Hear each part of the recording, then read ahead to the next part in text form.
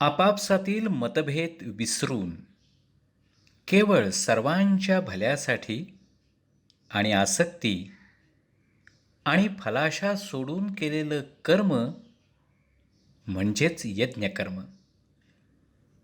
लोकसंग्रहार्थ अनासक्त होऊन निष्काम बुद्धीनं कर्म करणं म्हणजेच यज्ञकर्म होय, असं सांगते ती भगवद्गीता. हरि ओम. आता आपण ह्या अध्यायातला 6व्या अध्यायातला 3रा श्लोक पाहूया. काय आहे श्लोक? आरुरुक्षोर्मुनेर्योगं कर्म कारणमुच्यते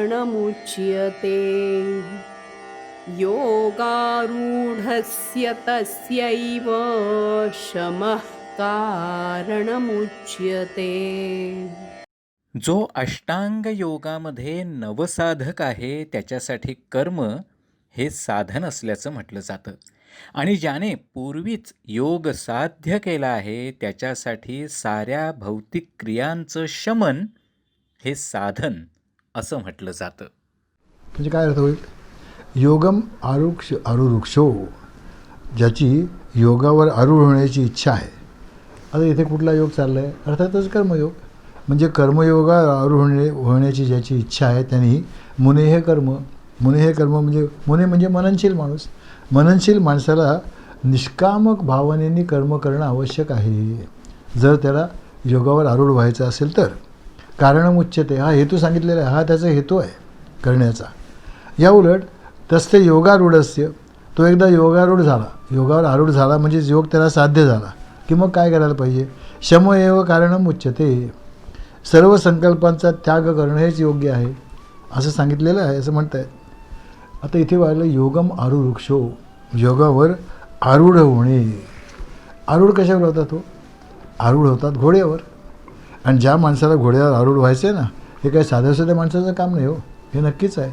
त्यासाठी मांड अतिशय पक्की असावी लागते. घोडा लगेच ओळखतो, आणि जर असे मांड पक्की नसेल तर त्या स्वाराला घोडा फेकून देतो, असाही अनुभव आहे. त्यामुळे ही उपमा अगदी योग्य आहे. योगाचं तसंच आहे हो, योगावर सुद्धा मान पक्की असावी लागते, म्हणून योग्य आहे. आपलं जीवन सुधारावं, भगवंताकडे आपण वाटचाल करावी, कर्मयोग करून अंतःकरणाची शुद्धी करावी. या इच्छा काही वाईट नाहीत ना, ते असायलाच पाहिजे. पण हे आळशी माणसाचं काम मात्र नाही आहे. त्यासाठी सुद्धा सतत कर्म करणं आवश्यक आहे, किंवा कर्मयोग करणं आवश्यक आहे. योगारूढ होणं म्हणजे नक्की काय?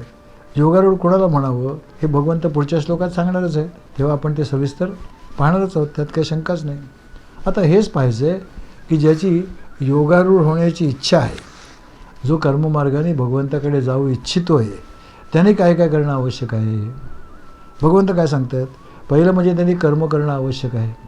कर्म करणं आवश्यक आहे. कर्म म्हणजे अर्थातच काहीतरीच नाही करायचं, निश्चित नाही करायचं. मग काय? त्यांनी अनाश्रित कर्मफलम कार्यम कर्म करोति हा, हे आवश्यक आहे. म्हणजेच काय करणं? रमण महर्षींनी सांगितलं तसं करणं. रमण महर्षींनी कर्मयोगाची व्याख्या अगदी सोपी केली. नेच्छया कृतम ईश्वरार्पितम. नेच्छया कृतम म्हणजे ते असं म्हणतात, कर्मयोग म्हणजे काय? स्वतःची इच्छा पूर्ण करण्यासाठी नाही, कर्म नाही करायचं, ही त्याच्यामागची प्रेरणा नसावी. आणि ते कर्म काय करायचं? ईश्वरार्पितम, लगेच फळासकट भगवंताला अर्पण करून टाकायचं. असं जर असेल ना तर ते कर्मयोगी होईल. पण भगवंत सांगतात, लक्षात घ्या, ते म्हणतात कार्यम कर्म. कार्यम कर्म म्हणजे काय? कार्यम कर्म म्हणजे कर्तव्य कर्म नक्कीच केलं पाहिजे. पण भगवंतासाठी वाईट काम मात्र चालत नाही. वाईट कर्म हे कर्तव्य कर्म होत नाही. नाही तर मग काय होईल? समजा मारामारी केली, चोरी केली, नको ती पेय प्यायली, ड्रग्स सेवन केले वगैरे वगैरे, मग आणि काय सांगितलं आपण? ते भगवंताला अर्पण केलं. याला कर्मयोगी म्हणत नाही, ते लक्षात ठेवा. हा कर्मयोगी नक्कीच नाही. काय होतं? भगवंतांना अर्पण करायचे, खरंच कर्म अर्पण करायचे, पण कशी? आश्रम धर्माप्रमाणे जी संमत आहेत ती धर्मसंमत कर्म अशी असतील तीच फक्त. म्हणजेच विहित कर्म त्याच्यामध्ये स्वतःला गुंतवून घ्यायचं आणि तेच नंतर कर्म फळासकट भगवंताला अर्पण करायचं, हा कर्मयोग होतो. आणि हाच खरा कर्मयोग आहे. म्हणजेच काय करायचं? फळाबद्दल कुठलीही अपेक्षा नाही ठेवायची. जराही अपेक्षा नाही आहे की अमकं फळ मिळावं म्हणून. ते अनुकूल असेल नाही तर प्रतिकूल असेल, भगवंताचा प्रसाद म्हणून ते स्वीकारायचं, प्रसाद बुद्धीने स्वीकारायचं. आणि कर्मयोग झाला, हे नक्कीच आहे. शब्द येतो निष्काम कर्म. निष्काम कर्म म्हणजे काय हो? निष्काम कर्म म्हणजे कर्मफळाबद्दलची कोणतीही अपेक्षा न ठेवणं. हे कर्मयोगात आवश्यक आहे ना, त्यात शंकाच नाही आहे. पण निष्काम कर्म वाईट कर्माशी जोडला जाऊ शकत नाही. उदाहरणार्थ चोरी करणं निष्काम नसतंच ना हो. कसं असू शकेल? चोरीमध्ये अपेक्षा असतेच ना की अमुक प्राप्त व्हावं, त्यामुळे त्याला निष्काम कर्म नक्कीच म्हणता येत नाही. मग निष्काम भावनेने कुठलं कर्म होऊ शकतं? फक्त सेवा कर्म होऊ शकतं. सेवा कर्म हे निष्काम भावनेने होऊ शकतं, हे नक्कीच आहे. कारण काय, सेवा कर्म हे भगवंताच्या प्रेरणेने घडणारं कर्म आहे, लक्षात ठेवा. ते प्रेरणेने घडतं, निष्काम कर्म आहे, कर्मयोग आहे नक्कीच, त्यात शंकाच नाही. पण निष्काम कर्म हा शब्दसुद्धा योग्य आणि चांगल्याच कर्मासाठी वापरला जातो, वाईट कर्म नाही वापरत. का बरं? कारण निष्काम कर्मसुद्धा निर्हेतुक नसतं हो. त्याच्यामागे काहीतरी हेतू असतोच ना. इच्छापूर्ती नसेल, ठीक आहे, इच्छापूर्तीसाठी कर्म नाही घडत, पण काहीतरी ते कर्म मागचे करण्यामागे काही प्रेरणा असते ना. इच्छा तर असतेच नक्कीच, प्रयोजन असतं, हेतू असतो, आणि तो असायलाच पाहिजे हो. नाही तर काय होईल? वेडेपणाचं होईल ना, वेडेपणाचं कर्म होईल. समजा एखादा माणूस चालत राहिला, कशाला चालतोस बाबा? काही नाही, हेतू काही नाही, असं कसं चालेल? नुसतंच चालतो आहे, काहीतरी हेतू पाहिजे ना. कारण नाहीतर ते चालणं व्यर्थ आहे. पळतो आहे, कशासाठी पळतो आहे माहीत नाही, कुठे पळतो आहे माहीत नाही, असं कसं चालेल? काहीतरी योग्य हेतूने केलेलं कर्म हे कर्मयोगासाठी आवश्यक आहे, नाही तर मग तो कर्मयोग नाहीच ना. निष्काम कर्म करायचं. आता निष्काम कर्मसुद्धा दोन प्रकाराने करता येतं की, एक समजा प्रत्येक कर्म हे भगवंताची पूजा आहे असं समजून करायचं. यद्यत कर्म करोमि अखिलम शंभो तवा राधना, असं करायचं. म्हणजे काय होतं? खरोखर पूजा भावनेने कर्म घडतं आहे, हे असं होईल ना नक्कीच. आणि असं घडलं ना तर भगवंताच्या आशीर्वादाचा आणि कृपेचा अनुभव रोज यायला लागतो. अनेक जटिल समस्या सहज सुटायला लागतात, सहजपणे सुटतात. अगदी खरंच आहे.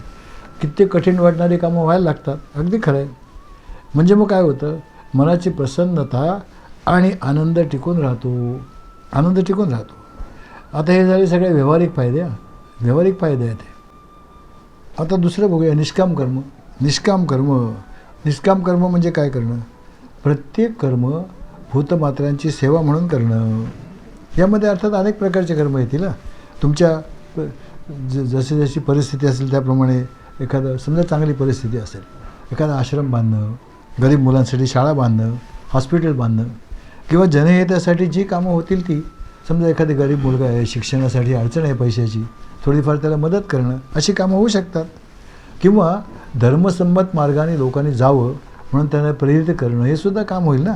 आणि ही सगळी कामं कार्यम कर्मामध्येच येतील ना. योग्य कर्मच आहे ती सगळी. कारण या कर्मामुळे अंतःकरणाची शुद्धी होईल. या कर्मांमुळे अंतःकरण शुद्ध होईल, आणि नंतर ती पूजा भगवंतांना अर्पण केली, ती कर्म पूजा म्हणून भगवंतांना अर्पण केली की त्याच्या कृपेचा अनुभव पण यायला लागेल. येतोच नक्की, ज्या शंकाच नाही. साधनेमध्ये वेगाने प्रगती होते, असेही होऊ शकतं. म्हणजे निष्काम कर्म करणं आणि ती भगवंतांना अर्पण करणं, हे केलं की काय होतं?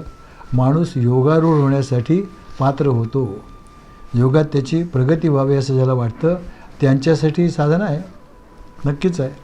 आणखी तो कसा पाहिजे? भगवंत सांगतात मुनी पाहिजे. आता संसार सोडला, संन्यास घेतला म्हणजे तो मुनी झाला असं नव्हे.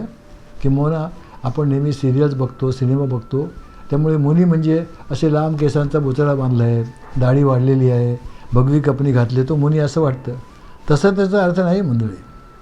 जो मननशील आहे, चिंतनशील आहे, योग्य प्रकारे जो विचार करू शकतो तो मुनी, समजूतदारप्रमाणे कार्य करतो तो मुनी. म्हणजे काय होईल? मग तो संन्यासी आहे का संसारी, याला फारसं काही महत्त्व राहत नाही. हे अगदी खरं आहे. आणि समजदारीने कर्म करणं महत्त्वाचं आहे. तिथे ज्ञान पाहिजे हो. कर्माचा हेतू काय आहे ते नीट जाणलंच पाहिजे, आणि ते योग्य प्रकारेच कर्म केलं पाहिजे. कर्म कसं तरी उरकून टाकायचं नाही आहे. बघा, मी मागे तुम्हाला ह्याच्याबद्दल एक गोष्टही सांगितली होती, आणि ते घडतं बघा ना. आपल्या सगळ्यांच्या घरात घडणारी ही घटना आहे. प्रत्येक घरात मुली असतात. आता समजा कॉलेजमध्ये जाण्याच्या लेवलच्या ज्या मुली आहेत ना, किंवा नुकतीच नोकरी वगैरे लागली अशा मुली ज्या आहेत, त्यांना घरातली कामं करायला आवडत नाही. हा सगळ्यांचा अनुभव आहे. घरातली कामं करायला अशा मुलींना आवडत नाही. मग आता आई काय करते, एखाद्या रविवारी मुलीला सांगते, हे बघा आज रविवार आहे, आज तुला सुट्टी आहे, आपल्या हॉलचं जे छत आहे ना त्याच्यावर पुष्कळ झळमटं झालेत, तो आपल्याकडे लांब दांड्याचा एक झाडू आहे ना, तो घे आणि सगळं छत साफ करून टाक बरं आज. आता मुलगी ते मनात तिच्या नसतं हो ते करावं असं, त्यामुळे आता आईन सांगते, कंपल्सरीच केलं आईने, करावंच लागतं. मग ती काय करते, ती छत असं काही झाडते की त्यातला सगळा कचरा त्या हॉलमधल्या टी व्हीवर, फर्निचरवर आणि जमिनीवर असं काही पसरतो ना, आणि तिच्या केसात पण पडतो की आईला ते पुन्हा एक डबल काम होतं, घर सगळं साफ करणं आणि तिला पुन्हा न्यायला घालणं, हे मोठं कामच होऊन बसतं ना. हे काही कर्म नाही ना, ही काही कर्म करण्याची पद्धती नाही. मग तेच कर्म योग्य पद्धतीने कसं करता येईल, ज्ञान वापरून कसं करता येईल, तिने काय केलं पाहिजे, प्रथम हॉलमध्ये ज्या ज्या वस्तू आहेत, म्हणजे AC आहे, फर्निचर आहे, टी व्ही आहे, या सगळ्यावर नीट काहीतरी झाकण घातलं पाहिजे, कागद म्हणा, चादर म्हणा, काहीतरी घातली पाहिजे. स्वतःच्या डोक्यावर एक चांगलं फडकं बांधलं पाहिजे, झाकून घेतलं पाहिजे ना डोकं व्यवस्थित. आणि नंतर मग झाडलं असं पाहिजे की कचरा शक्यतोवर मधल्या जागेत पडेल, आणि नंतर तो कचरा झाडून साफ केला पाहिजे. नुसतं एवढं भागत नाही, मग डोक्यावरचं वस्त्र काढलं पाहिजे, हातपाय तोंड स्वच्छ धुतलं पाहिजे. ही जरी योग्य पद्धत ना, असं तिने केलं तर योग्य झालं असं म्हणता येईल. भाजी चिरताना भाजीच्या ऐवजी स्वतःचं बोटच चिरलं गेलं तर ते कर्म होईल का हो, ते कर्म उलटं बंधनकारक होईल की नाही. कारण योग्य रीतीने कर्म करणं हे निष्काम कर्मामध्ये महत्त्वाचं आहे. याला शास्त्रीय भाषेमध्ये अनुबंध चतुष्टय म्हणतात बरं का. अनुबंध चतुष्टय म्हणजे ह्या चार गोष्टी सांभाळून आपलं विहित कर्म करणं. आता शब्दाला अनुबंध चतुष्टय. अनुबंध चतुष्टय म्हणजे काय, पहिलं अधिकार. अधिकार म्हणजे काय हो, आपण ते कर्म करण्याचे अधिकारी आहोत का. कर्म करण्याचे अधिकारी म्हणजे काय, समजा कधी कर्म चांगलं आहे, योग्य आहे, करणीय आहे, अगदी कर्तव्य कर्म आहे, पण ते कर्म कसं करावं याची नक्की माहिती आहे का, ते कसं करावं याचं ज्ञान आहे का. नाही तर उगाच भलत्याच कर्माला हात घालू नये ना, त्रासदायक होईल ते आपल्याला आणि दुसऱ्याला. दुसरा असतो संबंध. त्या कर्माशी आपला काही संबंध आहे का. कित्येक कर्म असे असतात तुझे आपला काही संबंध आहे. जगात अनेक गोष्टी घडत असतात की, व साधी गोष्ट आहे, प्रत्येक गोष्टीत आपलं मत व्यक्त करणं हे काय आवश्यक आहे का. अमेरिकेच्या डोनाल्ड ट्रम्पने असं करावं, पंतप्रधान मोदींनी असं करावं. अरे कोण विचारतो तुम्हाला, कशासाठी मत व्यक्त करायचं, काही जरूरत नाही ना, पण करत असतात. ज्या गोष्टीशी आपला संबंध नाही त्यात माणसाने पडू नये, साधा नियम आहे. तिसरं असतं प्रयोजन. ह्याच्यामागे हेतू काही आहे की नाही. कर्म करण्याचा काही फायदा केव्हा होईल, त्यात काही हेतू असेल तर ना. काय हेतू आहे, तो हेतू साध्य होणार आहे का त्या कर्माने, त्याचं प्रयोजन काय आहे. जसं पहा, अनेक शहरामध्ये मॅरेथॉन होते हल्ली, धावण्याची शर्यत असते, मुंबईत असते, ठाण्यात असते, अनेक ठिकाणी असते. परवा असं झालं की एक पेपरमध्ये जाहिरात आली होती, ती वाचली की अमकं मॅरेथॉन आयोजित केले अमक्या शहरामध्ये. कशासाठी माहिती आहे, पर्यावरण रक्षणासाठी पळा. आता मला सांगा, त्या शहरामधले एक 10-15 हजार लोक रस्त्याने पळाले, त्यामुळे पर्यावरणाचं रक्षण कसं झालं, माझं अजून काय लक्षात आलं नाही. तुम्हाला कोणाला माहीत असेल सांगा. उलटं मी असं पेपरमध्ये वाचलं की दुसऱ्या दिवशी त्या लोकांनी रस्त्यात जो कचरा टाकला होता त्यामुळे एवढं प्रदूषण वाढलं, कमी व्हायच्याऐवजी वाढलं. हे काही खरं नाही ना.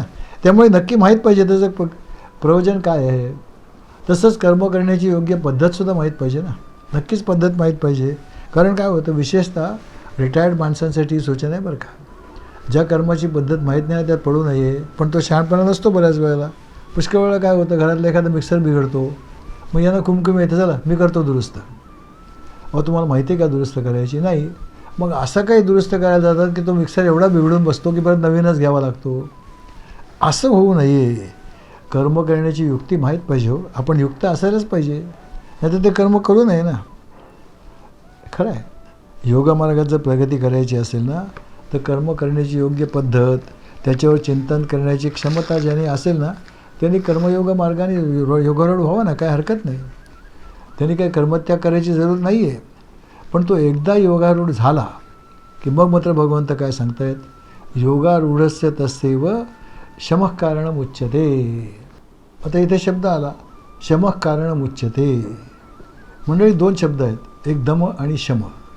दम म्हणजे दमन करणे, सक्ती करणे, आणि शम म्हणजे शमन करणे. दोन शब्द आहेत. पहिल्यांदा काय करावं लागतं, कुठलीही सवय सोडण्यासाठी किंवा सवय लावून घेण्यासाठी इंद्रियावर सक्ती करावी लागते हो. ते सक्तीनेच करावं लागतं. पण मग हळूहळू काय करावं लागतं, त्या आपलं मन त्या विचारापासून शक्तीने दूर करावं लागतं. त्याला म्हणतात दमन आहे. आणि मग काय होतं, काही काळानंतर आपण त्या सवयीतून बाहेर येऊ शकतो ना, सहज बाहेर येऊ शकतो. त्या ओलांडून जातो मग त्याच्यापासून उपरती होते, त्याला म्हणतात क्षमा. आता उदाहरण सांगतो, स्वतःचं उदाहरण सांगतो ना, माझंच सांगतो. मी जवळजवळ 50-60 वर्ष तंबाखू खात होतो. व्यसनच होतं म्हणा तंबाखूचं. मी ठरवलं की ते सोडायचं. पहिल्यांदा खूप त्रास झाला. त्याचे अनेक विड्रॉल सिम्पटम्स आले ना, नाही कोण म्हणतं, येणारच ते. आणि पण ती सक्तीच करावी लागली. पण ती सक्ती करून काही महिने झाल्यावर काय झालं, हळूहळू सवय झाली. आता त्याची आठवणसुद्धा होत नाही. म्हणजे प्रथम दमन झालं, ते आता आपोआपच समन झालं. आता त्यातून बाहेर आलो आपोआपच. त्याला म्हणतात शम. आणि जीवनात पण पुष्कळ आवश्यक आहे बरं का, हे अगदी आवश्यक आहे. कारण जसं झोपणं आवश्यक आहे ना, तसंच केव्हा तरी जागून कर्म करणं पण आवश्यक आहे. पण सारखं कामच नाही करीत राहायचं आहे, मध्ये विश्रांती घेतलीच पाहिजे. आणि अगदी खरं आहे हो. आता बघा ना, जे लोक नोकरी करतात त्यांना ठराविक वेळानंतर सेवानिवृत्ती देतात. का बरं? ठराविक वेळानंतर सांगतात की आता निवृत्त व्हा. कारण काय, आता तुम्ही नोकरी करणं आवश्यक नाही, आता विश्रांती घ्या, हे सांगण्यामागचा उद्देश असतो. हे खरंच आहे. म्हणजे बघा, या श्लोकामध्ये भगवंताने आपल्याला 2 गोष्टी सांगितल्या. कर्मयोगामध्ये स्थित होण्यासाठी काय करावं लागतं, निष्काम भावनेने कर्माला प्रवृत्त व्हावं लागतं. हे अगदी आवश्यक आहे. तसंच योग्य वेळेत त्यातून निवृत्तही व्हावं लागतं. योग्य वेळेत तेही करायला पाहिजे. एकदा कर्मयोगाच्या साहाय्याने अंतःकरणाची शुद्धी झाली की मग काय करावं लागतं, मग आपण तसंच चालू ठेवलं तर काय होईल, कर्मामध्ये अडकून राहावं, आसक्ती येईल त्याची. हे खरंच आहे. मग ते बंधनच होतं ना, नक्कीच आहे. त्यामुळे मग त्यातून निवृत्त होऊन स्वस्वरूपाच्या चिंतनाकडे वळावं लागतं.